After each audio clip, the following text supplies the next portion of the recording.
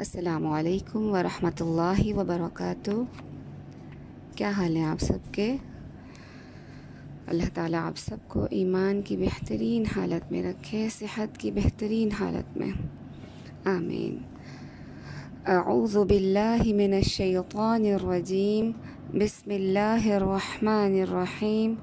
رب اشرح لی صدری ویسر لی امری واحلل عقدۃ من لسانی یفقہوا قولی۔ سورہ السجدہ آیت نمبر 18۔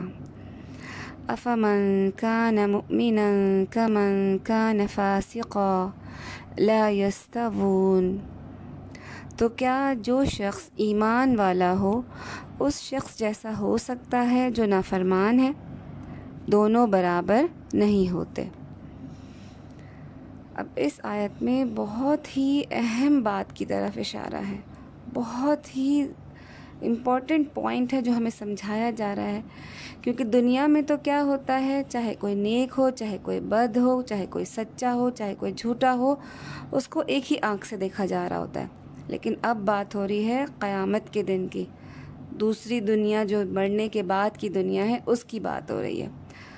کیا کہا جا رہا ہے کہ کیا وہ شخص جو ایمان والا ہے، جو اللہ کی آیات پر ایمان رکھتا ہے، جس کا دل ایمان کے نور سے بھرا ہوا ہے، جس کی فکر صرف اس بات کی ہے کہ مجھے اپنے رب کو راضی کرنا ہے، جس کے صبح و شام، دن رات، اٹھنا بیٹھنا، ہر کام کس چیز کی فکر میں ہوتا ہے کہ میں اپنے رب کو راضی کر لوں، کیا ایسا انسان اس شخص کے جیسا ہو سکتا ہے جو نافرمان ہو، جس کا دل خالی ہو ایمان سے، اللہ کی محبت سے، ایمان سے، جو ظلم اور جہالت کی وجہ سے گناہوں میں مبتلا ہو، جس کو صرف اور صرف اپنے نفس کی پرواہ ہو، جس کو صرف اور صرف دنیا کو راضی کرنے کی پرواہ ہو، جس کے دل میں اس بات کی کوئی فکر نہ ہو کہ مجھے اپنے رب کے سامنے حاضر ہونا ہے، مجھے اپنے رب کو راضی کرنا ہے۔ کیا یہ انسان اور وہ انسان جس کا دل ایمان سے بھرا ہے، کیا برابر ہو سکتے ہیں؟ لا یستوون۔ دونوں برابر نہیں ہو سکتے، ہرگز برابر نہیں ہو سکتے۔ جیسے دن اور رات برابر نہیں ہو سکتے، جیسے روشنی اور اندھیرا برابر نہیں ہو سکتے، ایسے ہی مومن اور کافر ہرگز برابر نہیں ہو سکتے۔ ایک اور جگہ دیکھیں کیا فرمایا گیا، ام حسب الذین اجترحوا السیئات ان نجعلهم كالذین آمنوا وعملوا الصالحات سواء محیاهم ومماتهم ساء ما يحکمون۔ سورہ الجاثیہ کی آیت نمبر 21 ہے، اس میں بھی یہی موضوع ہے۔ کیا بات ہو رہی ہے؟ کیا جن لوگوں نے برائیوں کا ارتکاب کیا، کیا انہوں نے یہ سمجھ رکھا ہے کہ ہم انہی لوگوں کی مانند بنا دیں گے ان کو جو ایمان لائے، جنہوں نے نیک عمل کیے؟ کیا ان کا جینا اور مرنا برابر ہو جائے؟ بہت برا ہے یہ جو یہ فیصلہ کر رہے ہیں۔ پھر سورہ صاد کی بھی آیت نمبر 28 میں یہی موضوع ہے، ام نجعل الذین آمنوا وعملوا الصالحات کالمفسدین فی الارض ام نجعل المتقین کالفجار۔ کیا ہم ان لوگوں کو جو ایمان لائے اور جنہوں نے نیک عمل کیے زمین میں فساد پھیلانے والوں کی طرح کر دیں؟ کیا ہم پرہیزگاروں کو بدکاروں جیسا کر دیں؟ سورہ حشر کی بھی آیت نمبر 20 میں یہی بات ہے، لا یستوی اصحاب النار واصحاب الجنہ اصحاب الجنۃ هم الفائزون۔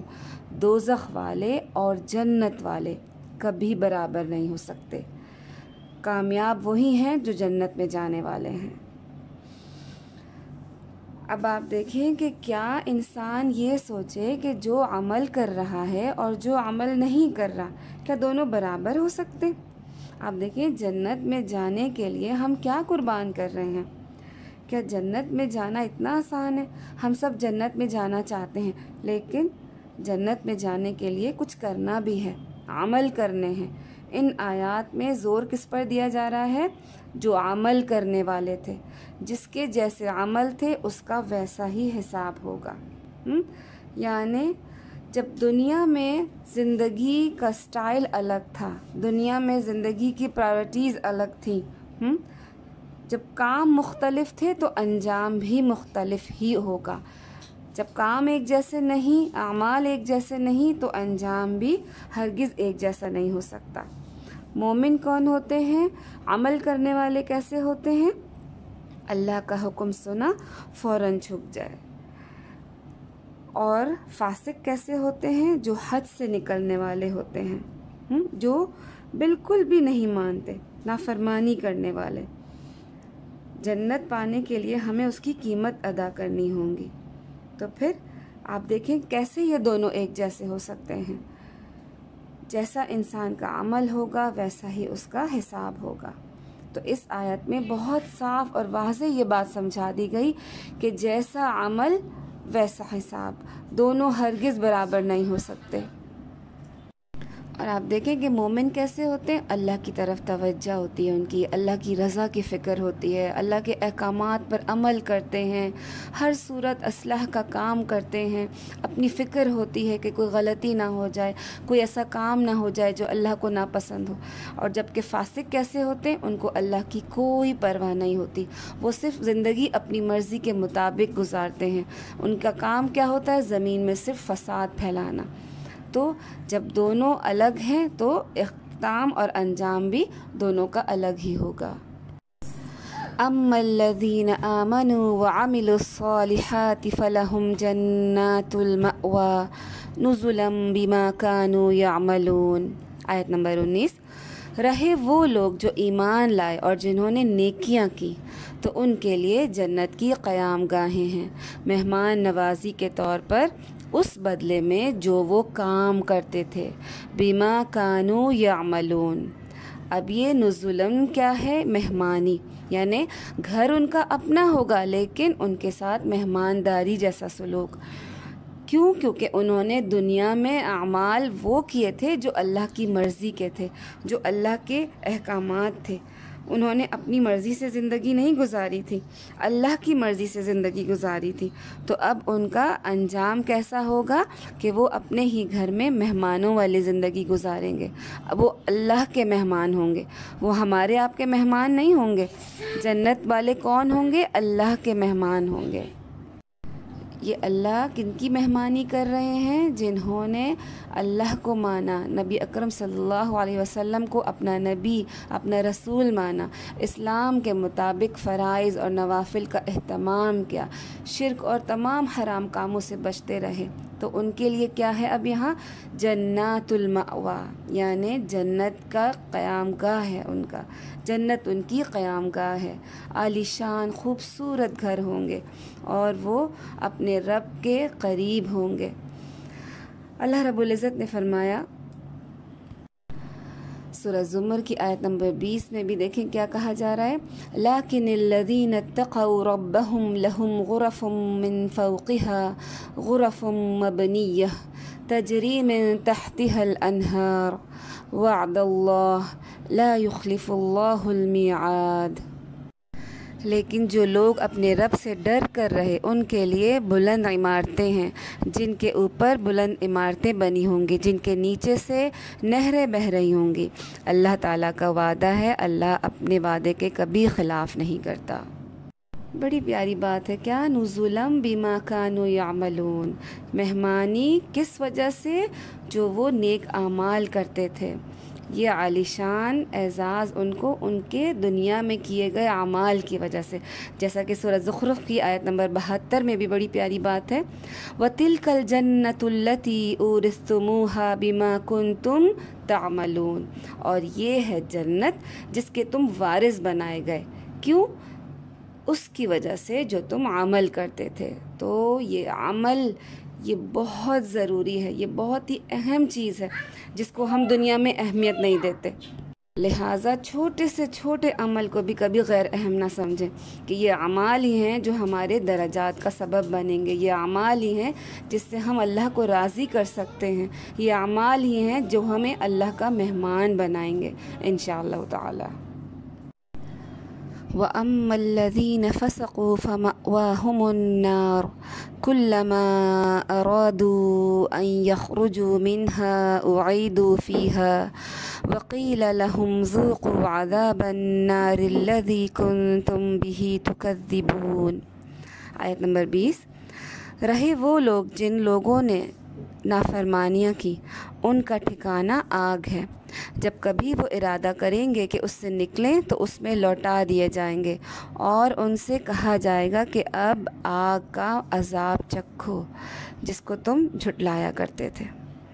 اب آپ دیکھیے پیچھے آیت میں کیا تھا کہ وہ لوگ جو ایمان لائے جنہوں نے نیک اعمال کیے، یہاں پہ کیا ہے؟ وہ لوگ جنہوں نے نافرمانی کی۔ اب ایمان اور اچھے اعمال کرنے والوں کے لیے کیا تھی جزا؟ نزلم، مہمانی، اور یہاں نافرمانی کرنے والوں کے لیے کیا ہے؟ مأواہم النار، آگ کا ٹھکانہ۔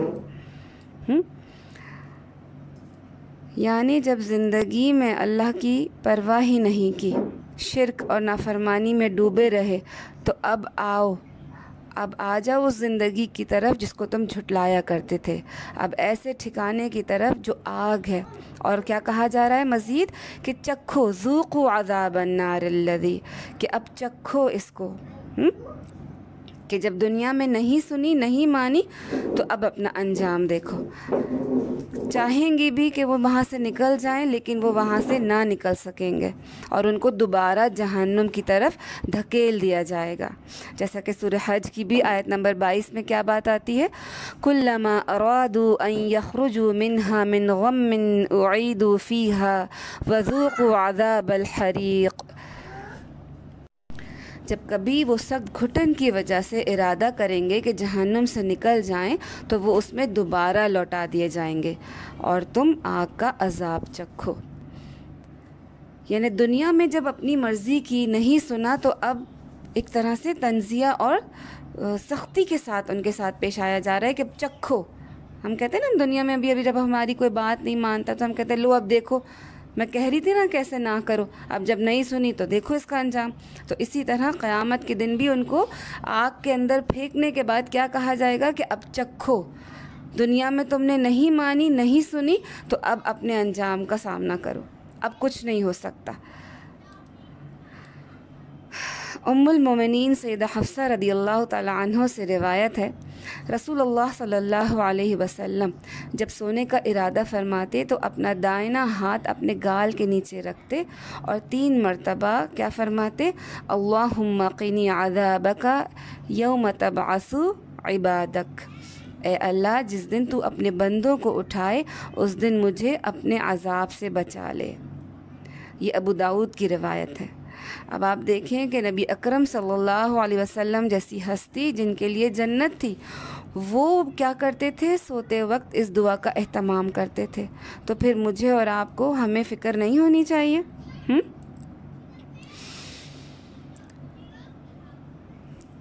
سیدنا ابو ہریرہ رضی اللہ تعالی عنہ بھی بیان کرتے ہیں کہ نبی اکرم صلی اللہ علیہ وسلم نے فرمایا، تمہاری یہ دنیا کی آگ جسے ابن آدم جلاتا ہے، جہنم کی آگ کی گرمی کا 17واں حصہ ہے۔ اتنی سخت ہوگی وہ آگ۔ دنیا کی آگ کو ہم جھیل سکتے؟ ذرا سی آگ آپ دیکھیں، چولہے کو ہاتھ لگ جائے یا ماچس کی تیلی کو ہاتھ لگ جائے تو برداشت ہوتا ہے، تو پھر اس آگ کو ہم کیسے برداشت کریں گے؟ اللہ تعالیٰ سے دل کی گہرائیوں سے دعا ہے کہ یا اللہ ہمیں اعمال کرنے والے، نیک اعمال کرنے والوں میں ہمیں شامل فرما، ہمیں ان لوگوں میں نہ شامل فرما جو نافرمانی کرنے والے ہوں، جو جھٹلانے والے ہوں۔ اللہ تعالیٰ ہمیں بھی مہمانی نصیب ہو اللہ کی، اللہ تعالیٰ ہمیں آگ کے عذاب سے بچائے۔ اللہم اجرنی من النار، آمین یا رب العالمین۔ سبحانک اللہم و بحمدک اشہد ان لا الہ الا انت استغفرک و اتوب الیک۔ السلام علیکم ورحمۃ اللہ وبرکاتہ۔